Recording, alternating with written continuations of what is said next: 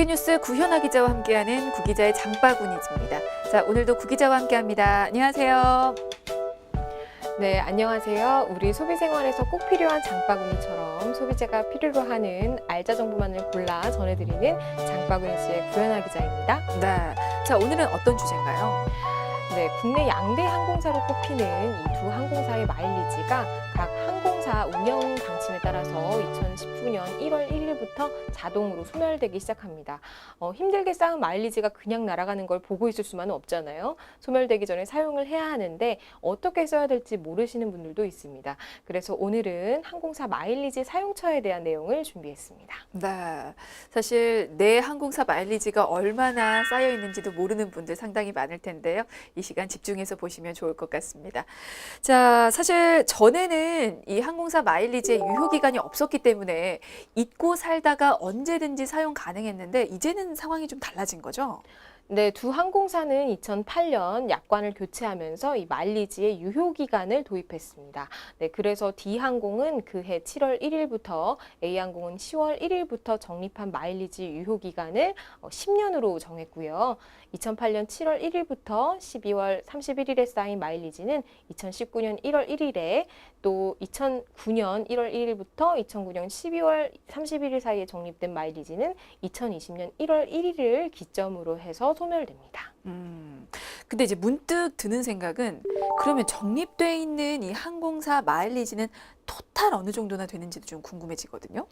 네, 국토교통부에 따르면 2016년 말 기준으로 해서 마일리지 적립 규모는 D항공이 1조 8,683억 원, 또 A항공이 5,335억 원으로 두 항공사를 합하면 2조 4천억 원이 훨씬 넘습니다. 아, 조 단위군요. 네. 생각보다 많네요. 자, 그렇다면 이렇게 많은 항공사 마일리지를 어떻게 사용할 수 있는지도 계속해서 알아보도록 하겠습니다.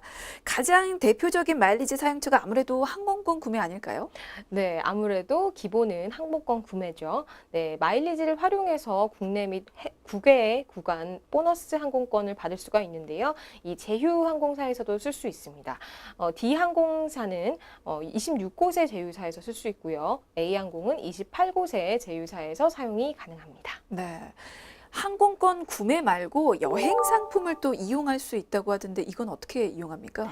네, 마일리지로 이 여행 상품 투어 같은 것도 가능한데요.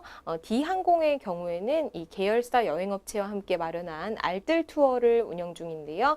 마일리지를 이용해서 항공권을 제외한 중국, 일본, 동남아 및 국내 현지 여행 상품을 구매할 수 있는 그런 기획 상품입니다.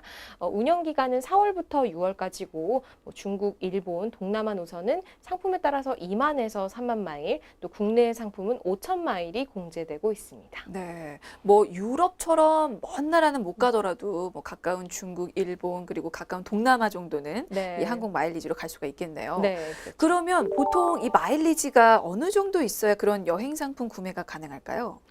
네, 한번 보면 교토, 나라, 고베를 한 번에 둘러볼 수 있는 오사카 3일 자유 투어는 3만 마일이 공제되고요. 네. 또 바다의 풍경이 한 폭의 그림을 연상케 한다는 이 베트남의 하롱베이와 하노이 4일 투어는 2만 마일이면 구입할 수 있습니다. 네, 알겠습니다. 자, 궁금하신 분들은 항공사 홈페이지나 그리고 앱을 통해서 직접 확인하시는 것도 좋을 것 같습니다. 자, 그리고 좀 더 마일리지 특별한 사용처가 있다고요? 네, D항공의 경우 플라이트 아카데미를 운영 중인데요. 제주 정석 비행장에서 진행되는 프로그램으로 비행장 내 시설 견학 및 1973년에 국내 처음 도입됐던 B747-200 항공기 견학을 비롯해서 실제 조종사 훈련 과정을 체험하는 것까지 포함하고 있습니다. 5천 마일을 공제하면 이 프로그램을 이용할 수 있으니까 비행기와 조종에 관심이 있으신 분들은 참여해보는 것도 재밌을 것 같습니다. 네, 재밌겠네요. 자, 그리고 다른 항공사의 마일리지 사용법도 알아보도록 하겠습니다. 사실 여기는 최근에 사용처 더 늘렸다고 하던데 네. 항공권 구매 말고 어디에 더 사용할 수 있습니까? 네, A항공의 경우에는 5월 1일부터 유료로 제공되던 좌석 관련 서비스를 마일리지 공제로 이용할 수 있도록 사용 서비스를 좀 더 확대하고 있습니다. 네.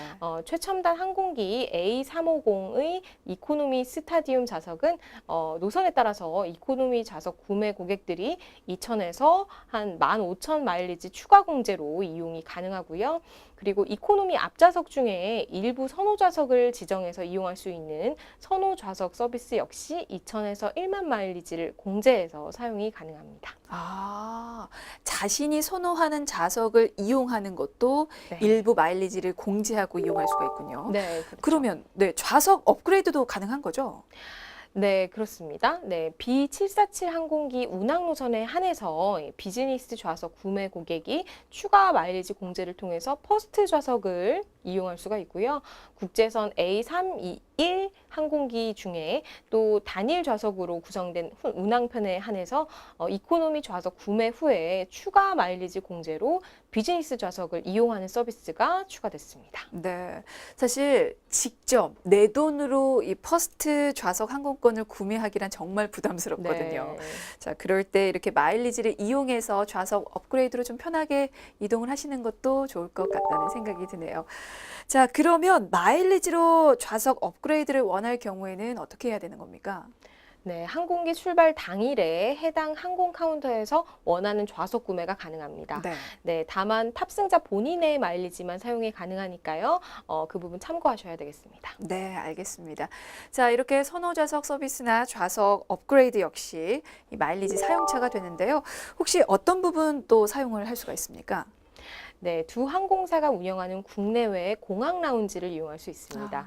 네, 그리고 초과 수화물 요금 지불이나 또 스포츠 장비, 또 애완동물 등 특수 수화물의 위탁에도 항공사 마일리지를 사용할 수 있다는 점, 재밌는 얘기죠. 네. 근데 사실 진짜 생각보다 마일리지 사용처가 은근히 많은데 네. 하지만 그 중에서도 많은 소비자들이 원하는 건 항공권 구매가 아닐까 싶습니다. 그래서 지금 이 부분 좀 더 집중적으로 알아보도록 할게요. 사실 항공권 구매 마일리지 쓰는 게 상당히 제약이 많다고 들었는데 그 부분부터 좀 알아볼까요? 네, 실제로 그렇습니다. 네, 소비자가 원하는 시기에는 사용이 어렵고 성수기에는 마일리지를 추가로 또 내야 되기 때문인데요. 이유는 두 항공사가 이 보너스 항공권 승객에 할애하는 좌석을 전체 5에서 10% 정도로 제한하기 때문입니다. 또 항공사들은 이 마일리지로 제공하는 보너스 항공권을 비인기 노선과 또 비인기 시간에 많이 배정하기 때문에 휴가철 등 성수기 때 마일리지를 사용해서 항공권을 사는 게 매우 어렵습니다. 네, 그래서 항공권을 마일리지로 구매하고 싶다면 이 성수기보다는 아무래도 비수기에 이용해야 되겠어요. 마일리지용 좌석이 따로 정해져 있기 때문에 이게 제약사항이 생기는 건데 네. 그 마일리지용 좌석이 그렇게 적나요, 수가? 네, 두 항공사는 국제선 기준으로 최소 9석의 마일리지용 좌석을 마련하고 있습니다. 장거리 노선에 많이 쓰이는 에어버스 A380 기종의 경우에 전체 이코노미 좌석 301석 중에 3%인 9석만을 이 마일리지 자리로 비워놓고 있다는 게 문제예요. 국내는 어느 정도 될까요? 국내선은?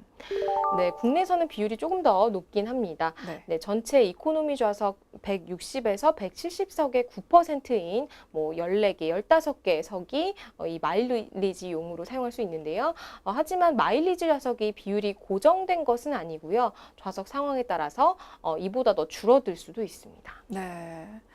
자, 이렇게 항공권 마일리지를 사용하려는 고객은 많고, 하지만 좌석은 제한이 돼 있고, 그러니까 결국에는 마일리지용 자리를 구하는 것도 어렵게 되는데, 문제가 한 가지 더 있습니다. 이마저도 늘 예약 가능한 건 아니라면서요?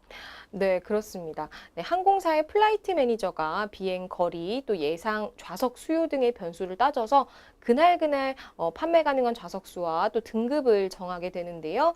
다른 상급 계열 항공권 판매가 다 끝나거나 이들 티켓 판매가 부진할 때 비로소 마일리지 좌석이 풀리게 됩니다.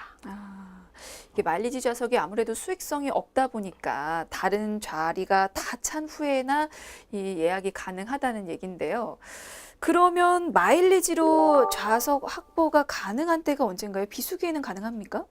네, 성공 확률이 가장 높은 것은 아무래도 비수기 비즈니스석을 구매할 때입니다. 통상 비즈니스석은 이코노미석보다 마일리지용으로 많이 확보해 놓거든요. 그리고 또 가격대가 높은 만큼 만석이 아닐 때도 상대적으로 많아서 마일리지 사용 성공률이 높아집니다. 비수기에 네. 비즈니스석이 사용 성공률이 높다. 그러면 성수기 때는 전혀 사용이 안 되는 건가요? 전혀 사용이 안 되는 건 아니지만 네. 성수기 때는 마일리지 소모율이 더 커집니다. 그래서 마일리지 항공권을 성수기에 쓴다면 비수기에 사용하는 것보다 마일리지 50%를 더 차감해야 되는데요. 예를 들어서 비수기 D항공에서 일본행 왕복 항공권 비즈니스석을 마일리지로 결제하려면 45,000마일이 필요하지만 성수기 때 같은 항공권을 마일리지로 사려면 65,000마일이 들게 됩니다. 네, 알겠습니다. 참 항공사 마일리지 사용처로 소비자가 가장 많이 원하는 건 항공권 구매가 아닐까 싶은데 사실 사용하는 건 쉽지가 않아 보이네요. 어쨌거나 성수기보다는 비수기를 노리는 게 좋을 것 같습니다. 자, 그리고 사실 마일리지가 많으면 이 또한 문제가 안 되는데 만약에 소액일 때는 이게 어떻게 또 사용할 수 있을까요? 네, 그런 작은 마일리지는 호텔이나 영화관, 또 마트, 렌터카에도 쓸 수가 있습니다. 네, A항공의 경우에는 대형 마트와 제휴를 맺고 있고 또 미술관에서도 마일리지를 활용할 수가 있는데요. 또 타이어 구매도 가능하다고 합니다. 아, A항공사 말고 다른 항공사는 어떤가요? 네, D항공은 제주도와 그리고 인천에서 운영하는 호텔 이용이 가능하고요. 또 제주도에서 운영하는 렌터카와 리무진도 이 마일리지로 이용할 수 있습니다. 네, 알겠습니다. 이 항공권 구매 말고도 뭐 호텔, 렌터카 이용도 있고 마트나 영화관에서도 사용을 할 수 있는데 사실 이렇게 사용하면 좀 마일리지가 아깝지 않나요? 네, 좀 실제로 아깝게 생각이 들 수 있을 것 네. 같아요. 이 마일리지의 가치가 항공권을 구매했을 때보다 좀 떨어진다는 단점이 네. 있는데요. 예를 들어서 현재 D항공의 경우에 홈페이지에서 모형 항공기를 34,000마일을 공제하는 방식으로 판매하고 있거든요. 플라스틱 모형 비행기 가치가 이 비수기의 동남아 왕복 항공권의 가치인 4만 마일 공제와 비슷하다는 걸 생각해 보면 매우 좀 이상한 일이죠. 네. 그러네요. 모형 항공기 그리고 비수기의 동남아 왕복 항공권. 이건 누가 생각해도 후자를 선택할 수밖에 없을 것 같은데 그러면 마트나 영화관에서 사용하는 것도 그렇습니까? 네, 그렇습니다. 네, A항공은 대형마트 그리고 뭐 영화관 등에서 마일리지를 사용할 수 있게 하고 있지만 이렇게 구매하면 항공권 구매와 비교했을 때 1마일당 10원씩 손해보는 것과 같다고 합니다. 좀 그렇게 이해는 되지 않는데 좀 예를 들어서 구체적으로 좀 왜 손해인지 알아볼까요? 네, 만약 1만 마일이 있다면 정가가 20만 원 정도인 김포와 제주 왕복 항공권을 살 수 있거든요. 이 경우 1만 마일의 가치는 20원이 됩니다. 하지만 운임이 16,000원인 공항버스를 이용하면 2,000마일이 드는데 이 경우에 1마일의 가치는 8원으로 떨어지고요. 또 마트에서 사용하면 많게는 1마일당 7원까지 가치가 떨어지게 됩니다. 네. 그렇군요. 근데 사실 뭐 마일리지 쓰기 위해서 일부러 여행을 갈 수 없는 노릇인데 참 그렇네요. 자, 그러면 양도는 할 수 있을까라는 부분으로 또 생각을 할 수가 있는데 현재 가족 외에 다른 사람에게 마일리지를 양도하는 건 힘든 거죠? 네, 좀 아쉬운 부분인데요. 네. 이 두 항공사 모두 이 자신의 마일리지를 등록된 가족에게 제공하거나 또 마일리지가 부족할 경우 또 가족 마일리지를 합산해서 보너스 항공권 등의 마일리지 상품을 구매할 수 있게는 했지만 네. 이 타인에게 양도는 금지하고 있습니다. 가족이라는 건 어느 정도 선까지가 허용되는 겁니까? 네, D항공의 경우에는 이 양도나 합산이 가능한 가족의 범위는 배우자, 자녀, 부모, 그리고 형제, 자매, 조부모, 손자와 손녀, 배우자의 부모, 사위, 며느리까지 해당됩니다. 그런데 사실 이런 양도 금지 규정은 국내 두 항공사에만 있는 독특한 정책입니다. 그러면 다른 항공사들은 이게 양도가 가능한 겁니까? 타인 양도가? 네, 다른 항공사들은 가능한 거죠. 국내 저가 항공사인 제이항공만 해도 또 타인에게 마일리지를 양도할 수가 있거든요. 그리고 외국 항공사들은 마일리지 사용이 더 자유롭습니다. 미국 대형 항공사는 마일리지를 사용해서 좌석을 예약하는데 성수기와 비수기 제한이 없고요. 또 마일리지 유효 기간도 없고 또 타인에게 양도할 수도 있습니다. 외국 항공사는 유효 기간도 없고 타인 양도도 가능하다고요? 네네. 그렇게 마일리지를 통해서 공항 면세점은 물론이고 전 세계 다수 호텔과 제휴를 맺어서 또 적립된 마일리지를 또 다양하게 이용하게끔 하고 있고요. 또 항공사에 따라 다르지만 마일리지를 통한 보너스 좌석을 이 다른 항공사와 제휴해서 다양하게 쓸 수 있고 또 일부 항공사는 마일리지를 여러 종류의 상품을 구매하는 데 쓸 수 있도록 허용하고 있습니다. 네, 또 이렇게 비교가 되네요. 사실 마일리지 자체가 어떻게 보면 소비자의 재산이잖아요. 그렇게 보면 좀 더 그들이 자유롭게 쓸 수 있도록 좀 풀어줘야 되는 게 아닌가 싶은데요. 네, 실제로 지난 2007년에 한국소비자원은 마일리지를 재산으로 인정하고 제3자에게 이전이 가능하도록 허용하라고 결정했지만 아직 두 항공사에서 그렇게 결정하지는 않고 있어요. 알겠습니다. 자, 일단은 한국 마일리지가 소멸되지 않도록 그 유효기간 안에 사용하시는 게 좋을 텐데요. 사실 자신의 마일리지가 얼마인지 또 언제까지 써야 하는지도 모르시는 분들이 계실 것 같아요. 이건 어떻게 확인이 가능할까요? 네, 항공사 홈페이지 및 모바일 어플리케이션에서 소멸 예정 마일리지 규모와 또 소멸 예정일을 조회할 수 있고요. 또 전자지갑 어플리케이션에서도 이 소멸 내용을 확인할 수가 있습니다. 또 몰라서 소멸당하는 억울함을 막기 위해서 또 국토부가 3년 이내에 소멸될 마일리지를 1마일 이상 보유하고 있는 고객에게 항공사가 내년부터 이메일 또는 SMS 문자를 통해서 연 1회 이상 소멸 현황을 안내하도록 했습니다. 네, 알겠습니다. 항공사 마일리지 이거는 엄연한 우리 재산이죠. 그렇기 때문에 소멸되기 전에 꼭 찾아서 알뜰하게 쓰시길 바라겠습니다. 자, 오늘은 여기까지 듣도록 하겠습니다. 지금까지 쿠키뉴스 구현아 기자였습니다. 고맙습니다.